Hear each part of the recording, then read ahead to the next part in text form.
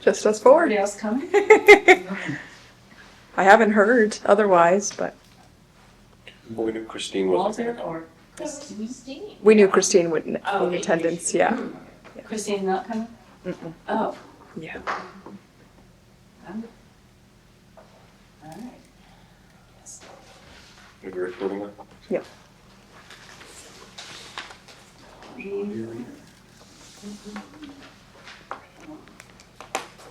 Well, roll call's easy. Susan? Here. Blair? Here. Paul? Here. And me. And discuss. Okay. Consideration of meeting minutes. Do we have? Yep. We have. I think technically it's 3 even in the bylaw. Yeah, I know, that's Yeah. too weird. All right, do we have a motion to approve the minutes from the October 13th meeting? Oh, we have another member community. Oh, I'll get it. thanks. Good time. Was this the CRRB? Okay, good. A little late, but not too bad. Here for an agenda over past minutes. Absolutely. Thank you, sir. Sorry to be late. Traffic got me.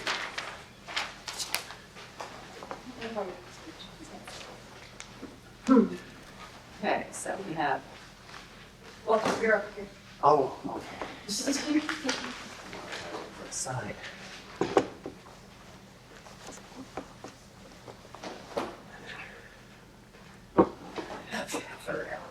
Yeah, that's one.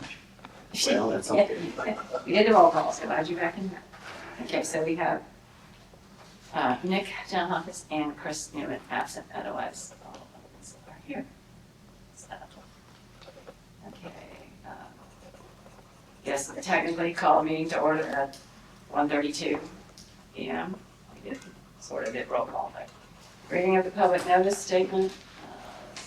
Let's see. We have no public here. Members of the public will be given the opportunity to be heard on propositions before the board as those items are listed on the agenda for public comments on matters not being considered by the board today. A general public comment period will be provided to the board of matters in their jurisdiction.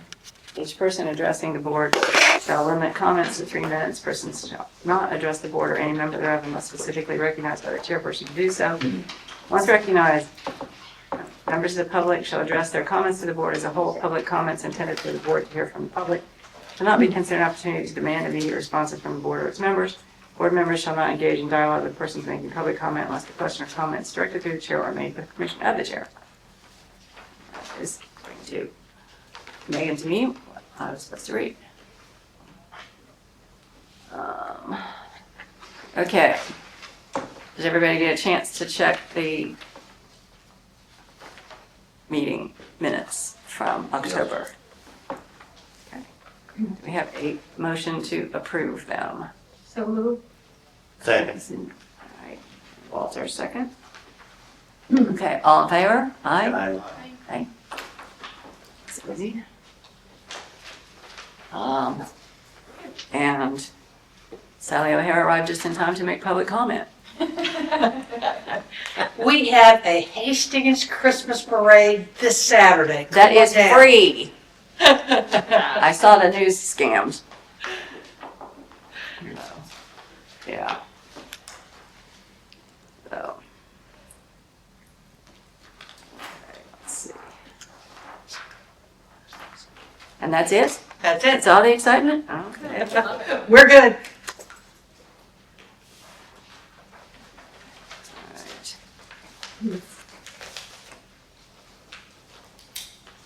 You're not disguising as Santa Claus.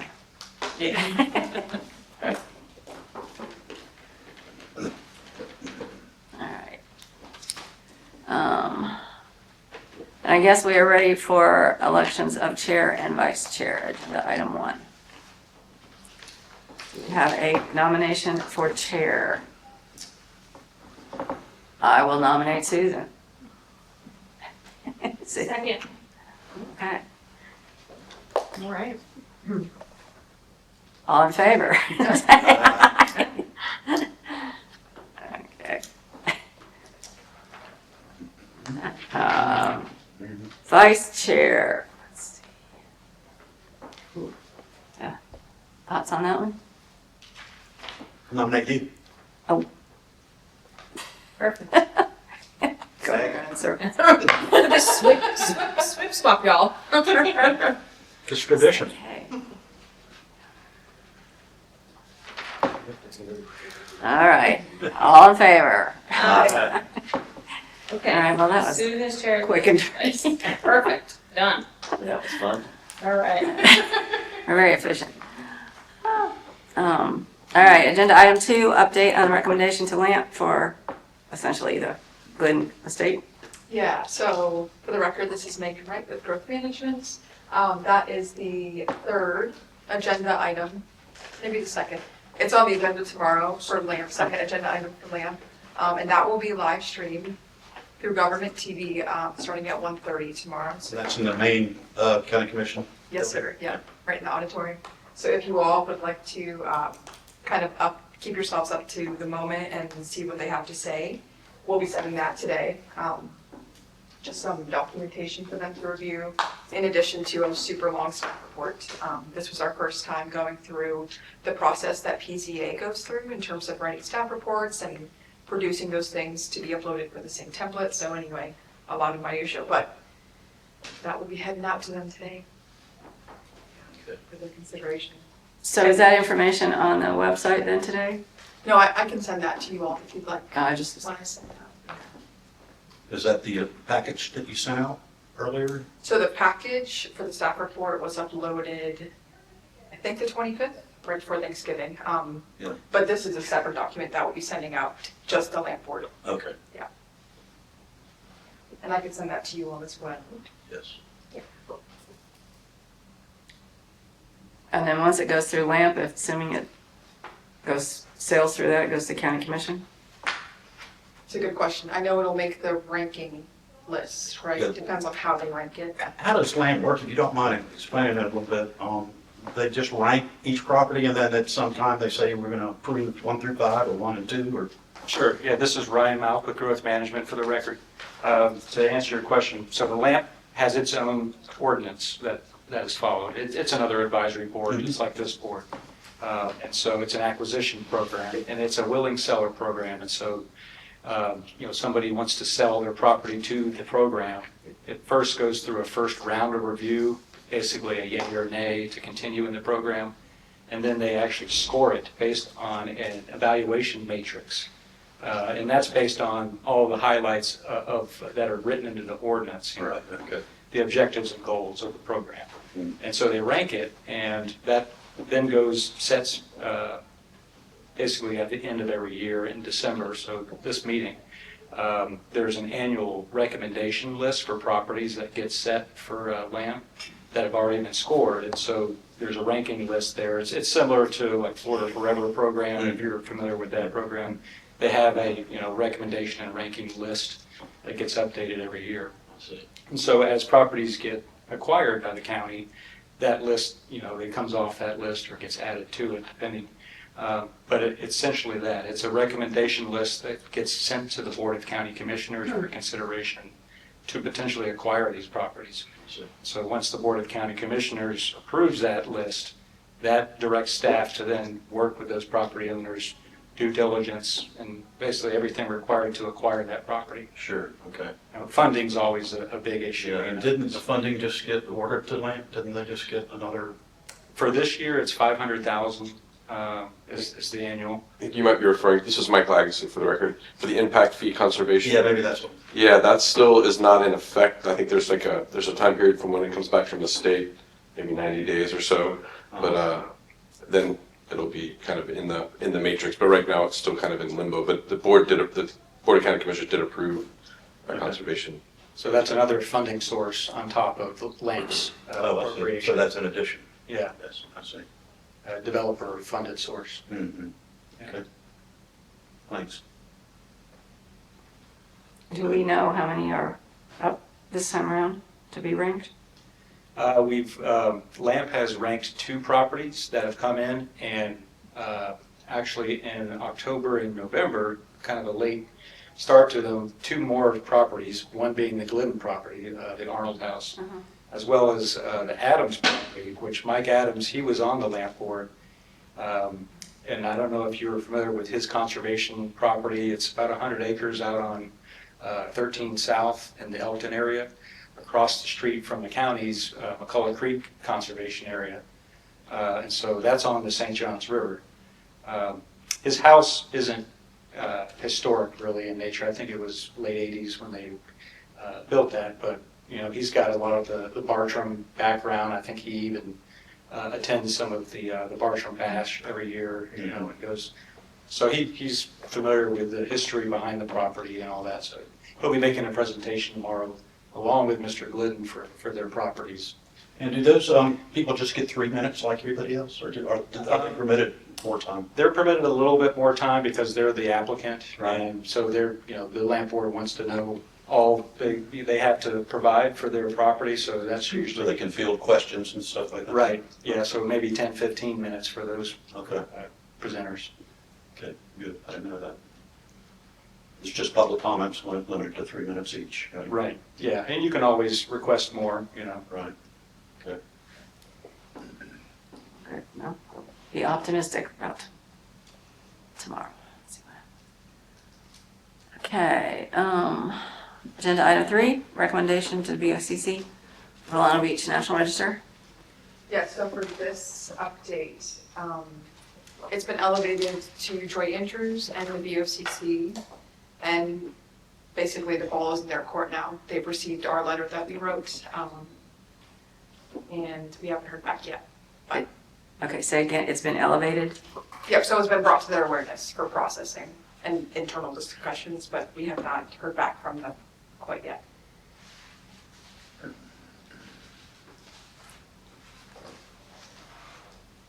No time frame. Black hole. Okay.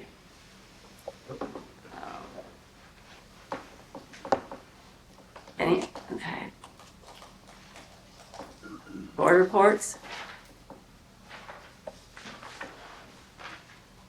I have a quick and dirty. The second round of revisions on jail detention center plans, again, I'm just doing that as a courtesy, but I met with county staff on those, so those are progressing, again, with the exterior to go back looking much like the original 1951 building did. And the time frame for that is all of 2026 to get construction.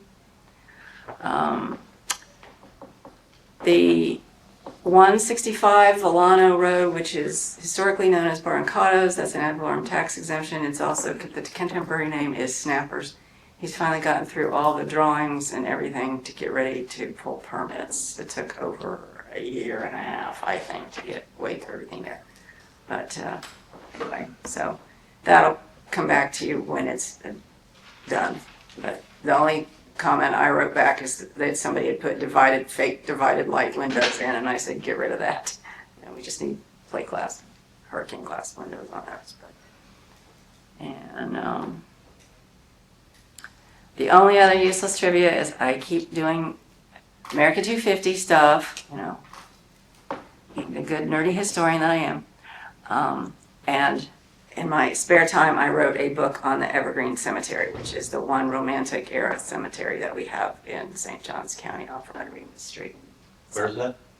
If you go West King, Yeah. and you make the curves around, you see a little entry gate, Rodriguez Street comes down, you end up out at 4 Mile. Okay. But it's an early, it was right outside the city limits when we finished having enough dead people at, you know, Colorado, Huguenot, that we had to I see. have more space. Anyway, it's got elaborate statuary and all that, Oh. so I'm not really morbid, other than I am born on Halloween, but the whole idea was that that's the only one of those that we have. Anyway. So, that's my side. Let us know when it's published. In the meantime, if you really want to read it, I put it on a flash drive. Yeah, it's 200 pages and 200 pictures and, Cool. yeah, so. Anybody else? I just have a question for staff, really. I live over by the confluence of County Road 214 and 13, County Road 13, and there's been a development process going on north of 214 in Cedar Homes. The people who are beginning the development process south of 214 are beginning to get antsy and get going on the development, as they have every right to do. So I talked to some of the older families along the river, and I said, has it come up in any of the public hearings about the railway that used to be right there at the corner, and any influence that might have on either of these two developments? And I asked that question of staff.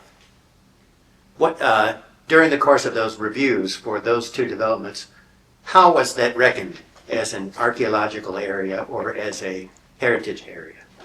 The old Tokoi Railway dock Right. and the immediate surround. This is Ryan again with staff. Are you referring to the Cheshire PRD? That could be, North could of very well be, 214. yeah. That was, actually had a cultural resource assessment survey done, I think, phase 2 even. So there was a couple of rounds. I think even different archaeologists did the survey. Marcia Chance, I believe, was the one who did it. I know. And so I think there was an exhaustive review for that being included. I don't think it actually came up in that particular development. As far, maybe it came down to they're not sure exactly where it was, or there's nothing left as far as artifacts, maybe. I have it anecdotally that there is one piling left of the original dock for the steamboat landing. When I moved out to Tokoi 18 or 19 years ago, there were 5. And now there's only one left because they rot and they fall over. But it's, I would say it's within 500 feet of the current corner of 13 and 214. When somebody found out in the neighborhood that I was on the CRRB, of course I got a number of phone calls. And I've been handed all kinds of information about the railhead, which I choose to pass on to staff here today, because you may have every bit of this and more, don't get me wrong, but I wanted to give you what I've been handed by some of the old heritage natives who lived there all their lives. Oh. And that may help. Okay, good. Well, thank you. Well, if you guys have a study done, you can email that to us too. Sure, for that particular development? I mean, if you have phase 2, we ought to. Yeah, we can forward whatever you would. I remember when Tom Brand moved up. Yeah, gosh, apparently it's the second or third iteration as they go going through the development process. And apparently all the folks who have been active in studying the history of that area, some of whom sadly have deceased. Mrs. Rowley, you may remember from Shank School. She's born and raised right out there. They're all saying, we never hear anything about the railway or the immediate surround, which is probably a rich archaeological site. And I'm going to surmise based on your comments, it's because Marcia didn't find anything there. Right, yeah, I believe there was something found along the St. Johns River, but I'd have to reference the Kratz report. Oh, that's okay, that's Yeah. okay. Wasn't there a number, at least 1 or 2 developments that were canned or not approved by the county commission down there? No. In my time on Riverdale Road, there have been adjoining development attempts 2 or 3 times since 2002. Yeah. Thank you.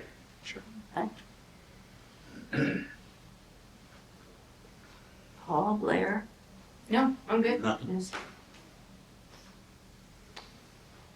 Quiet on the west front. Archer. Mhm. So as I am the CLG representative for St. Johns County, there has been a few excellent trainings.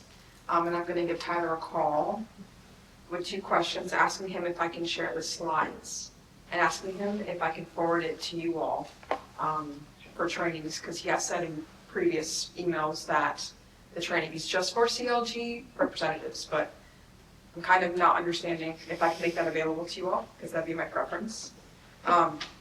Second, I did submit that CLG annual report, and that's on your all desks with the blue fonts and the headings. Thank you so much for getting back to me for your availability and your interests. For dates for our meetings next year, those are all in another attachment on your desk.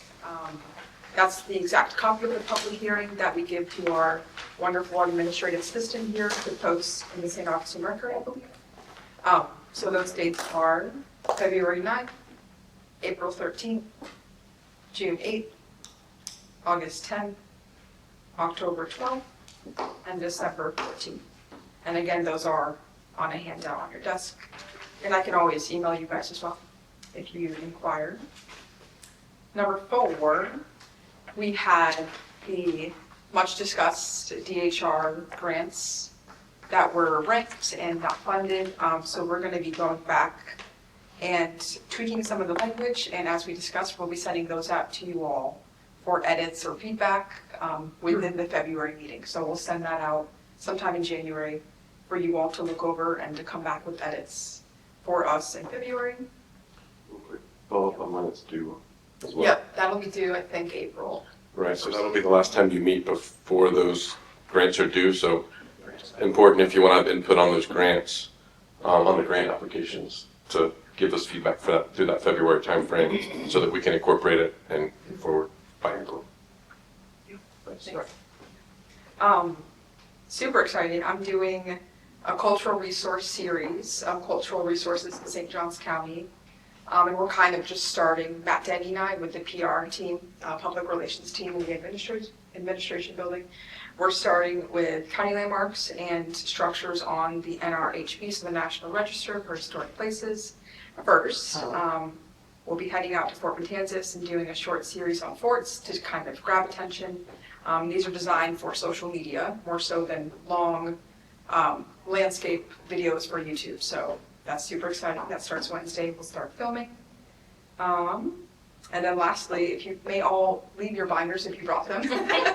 I'll fill those with materials for you all to edit. And then at the end of meetings, you can bring the materials home, but always leave the binders so I can fill. Can I ask you real quick, this is Mike again, to describe what these little snippets are going to look like, what you're like prepared for Wednesday for the Yeah. So his vision is that it's really conversational and it's very relaxed and it's not really stuffy or political in any way, shape, or form. This is kind of an approach to cultural resources to bring them to awareness and attention, whether that be within the county or on a national level. So there's going to be drone footage.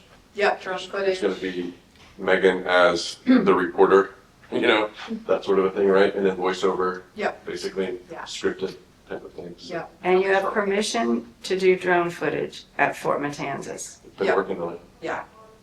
Yeah, we're good. He's shot there a few times. Okay, it's obviously a national park. That is not normal. Yep. Yeah, we're aware. Thank you for checking. Oh, Yeah. This is Susan Schjelderup. I'm wondering what social media specifically? He's thinking Facebook to start. Yeah, Facebook and Instagram, I believe. Well, it sounds like an excellent program. And maybe GTV as well, right? I think we're doing mostly vertical shots, Oh. portrait. I think. You're speaking outside my. Yeah. Okay, vertical stuff work. I'm like, I don't know the difference. I don't idea. Camera is a camera. Yeah. Right. And just a quick follow-up on that. So this series is kind of a follow-up to one of our strategic plan goals, which is to educate on cultural resources in the county. So this was one of the ways that we thought would be a useful way, in a modern way, to kind of like put a spark. Hey, this is, you know, you're in a very historic county. Here's some interesting things. And so the low-hanging fruit to get this started are all of the obvious landmarks and National Register spots. Also, one of our plan objectives is to kind of update our landing page for these things. So maybe these things could live there as well on the web page. So when people are looking for this type of information, there'll be Megan talking about it. Hopefully, you know, if we as we build the series up. But the whole idea is just kind of like outreach, because what we find is people don't always know that you guys exist. That a lot of the things that we do exist. This is kind of a way to bring a little bit more light to that, so that, you know, more engagement, and more education is always good.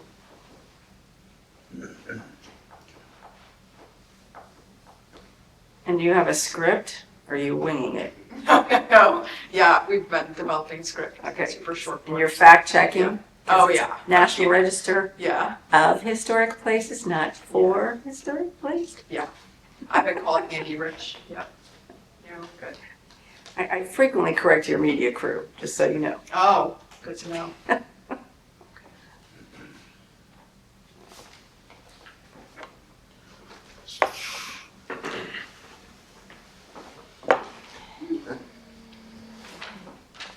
There being no further excitement, meeting is adjourned at 1:55 p.m. That's okay. We appreciate you coming. Doing the good work with the people in St. Johns County.